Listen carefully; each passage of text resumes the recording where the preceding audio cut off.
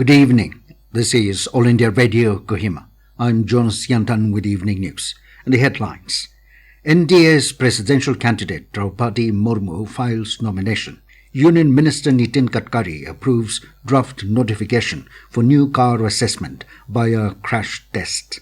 Nagaland gets first ever indigenously built Eco-Carp Hatchery at new Wokha Village. And seized contraband worth around 2 crore 80 lakh rupees destroyed in Phek. Now the news in detail.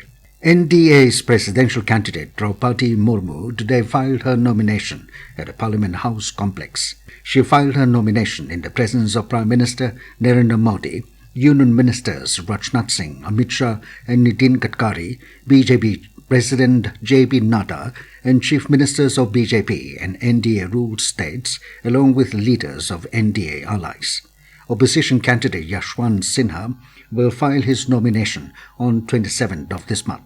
The last date for filing of nominations is 29th of June. The polls will be held on 18th of July, while counting of votes will be taken up on 21st of next month. Road Transport and Highways Minister Nitin Gadkari has approved the draft notification to introduce Bharat NCAP new car assessment program, wherein automobiles in India shall be accorded star ratings based upon their performance in crash tests. In a series of tweets, Gadkari said Bharat NCAP will serve as a consumer-centric platform, allowing customers to opt for safer cars based upon their star ratings, while promoting a healthy competition among original equipment manufacturers (OEMs) in India to manufacture safer vehicles. The minister said this will not only ensure structural and passenger safety in cars, but also increase the export worthiness of Indian automobiles. He said the testing protocol of Bharat NCAP shall be aligned with global crash test protocols, factoring in the existing Indian regulations allowing OEMs to get their vehicles tested at India's own in-house testing facilities.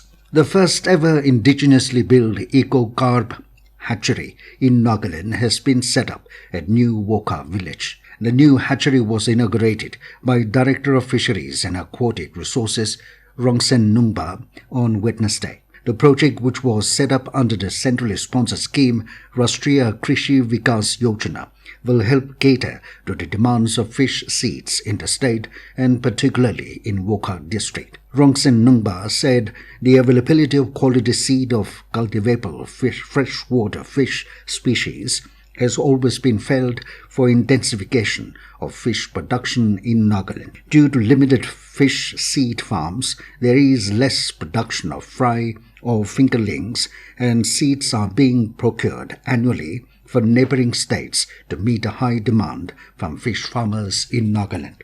A large quantity of seized contraband worth around 2 crore 80 lakh rupees was destroyed in Phek today.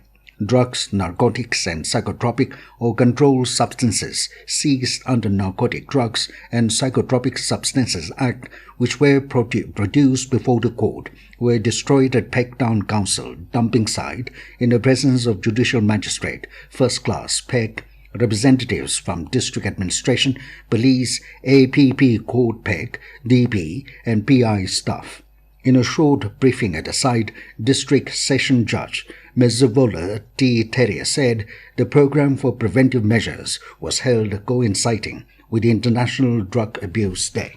In view of the forthcoming general election to the Legislative Assembly of Nagaland 2023, a training program for all the Deputy Commissioners and District Election Officers in the state will be held on the 29th and 30th of this month at the Conference Hall of the Commissioner Office. In a press release, Nagaland Chief Electoral Officer V. Shashank Shekhar said the move follows the Election Commission of India, ECI's mandate for conduct of face-to-face training program. The training will be imparted by 9 resource persons from the India International Institute of Democracy and Election Management (ECI) and will cover relevant topics such as law and order, media certification and monitoring committee, and paid news and systematic voters education and electoral participation. This news comes to you from All India Radio, Kohima. You can also listen to this news bulletin on News on Air app and YouTube channel AIR News Kohima. A one-day sensitization program on biodiversity conservation and combating wildlife crimes for forest and police personnel was held yesterday at the state capital, Kohima. The event was jointly organized by the Department of Environment, Forest and Climate Change, the Nagaland State Biodiversity Board and Aranyak, Guwahati. A number of points were highlighted during the event, including continuity of such sensitization program in future for forest and police personnel, the need of awareness on conservation of forest, wildlife, and biodiversity at a grassroots level, funding the communities for continuity of conservation works, and synergistic working of the state forest and police departments, Nagaland State Biodiversity Board, Wildlife Crime Control Bureau, Ministry of Environment, Forest and Climate Change, Aranyak, Wildlife Conservation Society India, and other agencies for creating awareness among the public on conservation efforts and combating wildlife crime. More than 50 officials from the Forest Department and Police Department attended the program. Registration process for recruitment of first batch of Agniveers under newly launched Agnipath scheme in Indian Air Force began from today. Interested candidates can apply for the recruitment process online on the official website at agnibadvayu.cdac.in. As per the notification released by Indian Air Force, there is no change in the process of induction, entry-level qualification, and examination syllabus. All enrollments in the Air Force will take place only through Agniveer Vayu. Online exam will be conducted at 250 centers across the country from 24th July to 31st July. The recruitment process will be completed by the end of this year. Army and Navy will start the registration process from 1st of next month. The southwest monsoon is likely to cover the entire country by July 6. India Meteorological Department IMD said that the monsoon normally covers the entire country by July 8. After an early start, the monsoon had been pushing late over South Peninsular India and Central India in the absence of favorable systems. As on date, the northern limit of monsoon continues to pass through Porbandar and Vadodara in Gujarat, Shivpuri and Rewa in Madhya Pradesh, and Churk in Uttar Pradesh. The Nagaland Olympic Association is joining the global sports fraternity in commemorating the Olympic Day 2022 at Indira Gandhi Stadium, Kohima, tomorrow. The event will have various categories of races.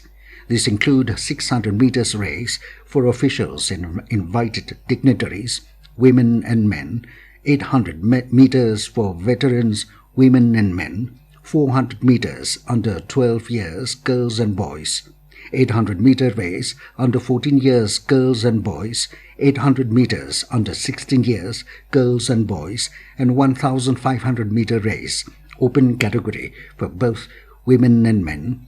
The Nagaland Olympic Association informed that the Olympic Day Run 2022 race will start from 10 a.m. onwards at IG Stadium, wherein all the participants will be at the venue by 8 a.m. Nagaland girls suffered a heavy defeat against Kerala by 7-0 in their second match of the ongoing Hero Junior Under-17 Women's National Football Championship played this morning at Guwahati. Shilji Shaji scored 4 goals for Kerala team to outclass Nagaland team in style and put them in the driver's seat for the quarter-final round. Nagaland still has a match remaining on June 26 in the Group E. Meanwhile, in the other match, Punjab blanked Ladakh by 9-0 to secure 3 important points. Kerala team with back-to-back are on the top of Group E with 6 points, followed by Punjab and Nagaland with 3 points each. Ladakh is yet to register a point in the tournament. And now to end the news, here are main points again. NDA's presidential candidate Droupadi Murmu files nomination. Union Minister Nitin Gadkari observes draft notification for new car assessment via crash test. Nagaland gets first ever indigenously built Eco-Carp Hatchery at new Wokha Village. and seized contraband worth around 2 crore 80 lakh rupees destroyed in Phek. That is all we have in this evening news bulletin. Good night.